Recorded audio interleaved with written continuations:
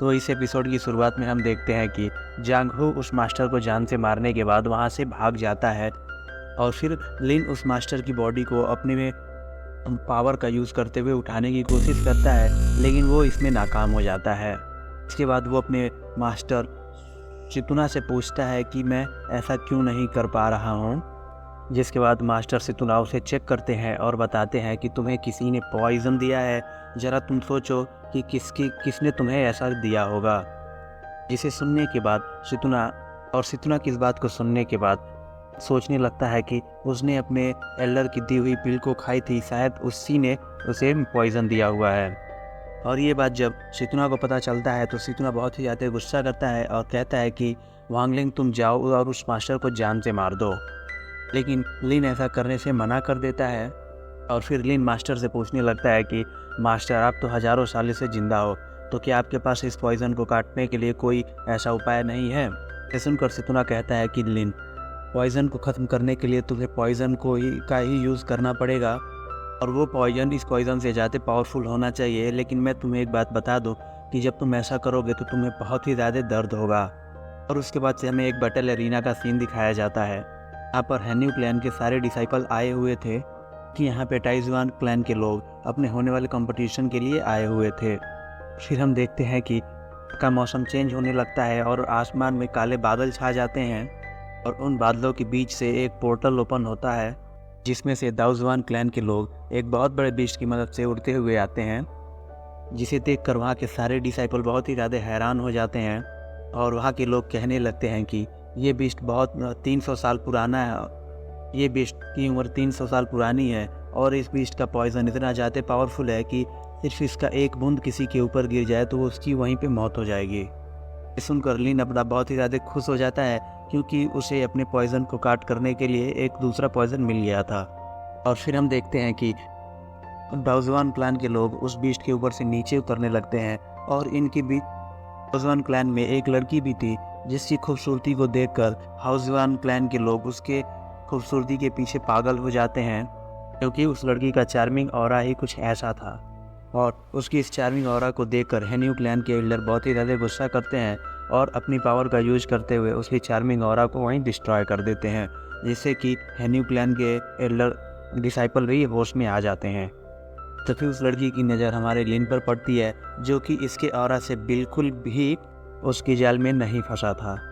इसे देखकर वो लड़की बहुत ही ज़्यादा हैरान हो जाती है और अपने मन ही मन में कहती है कि इस लड़की में ज़रूर कोई ख़ास बात है, नहीं आज तक मेरे चार्मिंग ऑरा से कोई नहीं बचा है। जिसके बाद हैन्यू क्लैन के एल्डर सामने आते हैं और दाउजुआन क्लैन के लोगों से कहते हैं कि आप लोग बहुत ही लंबा समय तय करके आए हैं, इसलिए जाइए और आराम कर लीजिए। फिर वो लोग वहाँ से जाने लगते हैं। तभी एक एल्डर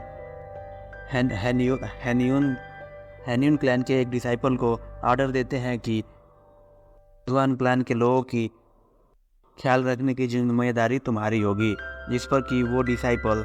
हाँ में सर हिलाता है और फिर वो लिन से कहता है कि तुम इस बीस्ट को आज खाना खिलाओगे।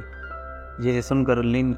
स्माइल करता है और फिर उस बीस्ट के साथ वहाँ से चला जाता है। और फिर हम देखते हैं कि लिन उस बीस्ट को एक डियर को देता है, फीड कर आता है और फिर वो जब बीस्ट इस बियर को फीड कर लेता है तो वो और रेस्ट करने लगता है। तो लिन अपना बहुत ही चालाकी से उस बीस्ट के पॉइज़न को एक बोतल में कलेक्ट कर लेता है, लेकिन उसे ऐसा करते वो बीस्ट देख लेता है और उसे जान से मारने के लिए उसके पीछे दौड़ता है। और फिर हम देखते हैं कि लिन अपनी जान बहुत ही मुश्किल से बचाते हुए वापस से बैटल एरिना में आ जाता है, क्योंकि बैटल एरिना में सीढ़ी लगी हुई थी जिसकी वजह से वो बीस्ट अंदर नहीं आ पाता है।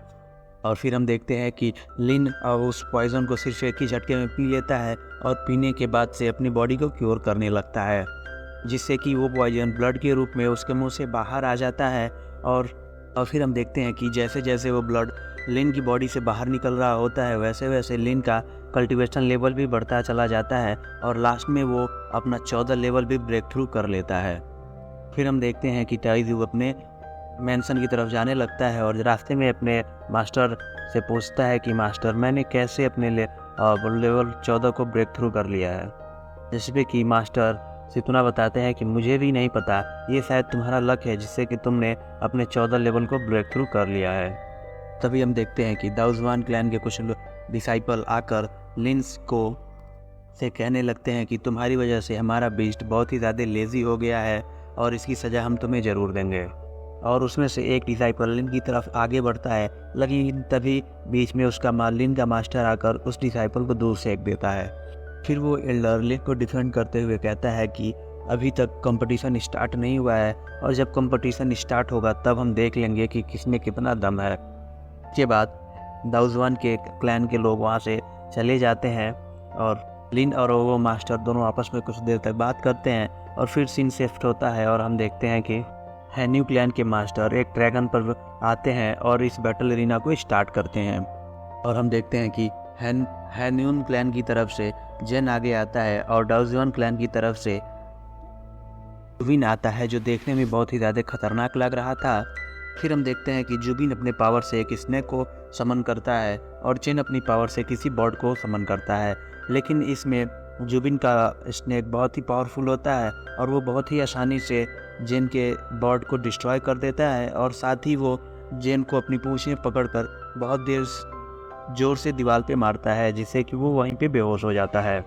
इसके बाद जुबिन कहता है कि क्या हैन्यू क्लैन के डिसाइपल में बस इतना ही दम है, जिसे सुनने के बाद हैन्यू क्लैन से लूसन से फाइट करने के लिए आगे आता है, लेकिन वो भी इसके सामने टिक नहीं पाता है और बहुत ही आसानी से उससे हार जाता है। इसके बाद हम देखते हैं जुबिन हैन्यू क्लैन की बेइज्जती करने लगता है और कहता है कि क्या बस इतना ही दम है तुम लोगों में, कोई है जो मेरी बराबरी कर पाए।